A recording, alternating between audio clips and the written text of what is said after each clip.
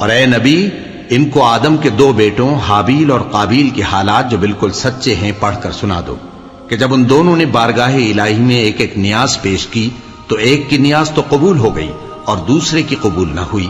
تب قابیل حابیل سے کہنے لگا کہ میں تجھے قتل کر دوں گا۔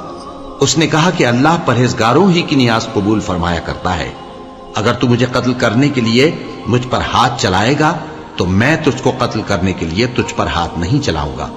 مجھے تو اللہ رب العالمین سے ڈر لگتا ہے، میں چاہتا ہوں کہ تو میرے گناہ کو بھی سمیٹ لے اور اپنے گناہ کو بھی، پھر تو اہل دوزخ میں سے ہو جائے، اور ظالموں کی یہی سزا ہے۔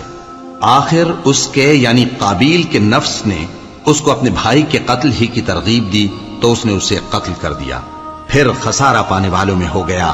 اب اللہ نے ایک کوا بھیجا جو زمین کریدنے لگا تاکہ اسے دکھائے کہ اپنے بھائی کی لاش کو کیسے چھپائے۔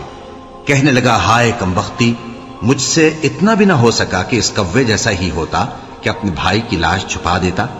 پھر وہ پشیمان ہو گیا۔ اس قتل کی وجہ سے ہم نے بنی اسرائیل کے ذمے یہ بات لکھ دی کہ جو شخص کسی کو ناحق قتل کرے گا، یعنی بغیر اس کے کہ جان کا بدلہ لیا جائے یا ملک میں خرابی کرنے کی سزا دی جائے، تو اس نے گویا تمام انسانوں کو قتل کیا، اور جو ایک انسان کی جان بچا لے تو گویا اس نے سارے انسانوں کو زندگی دے دی۔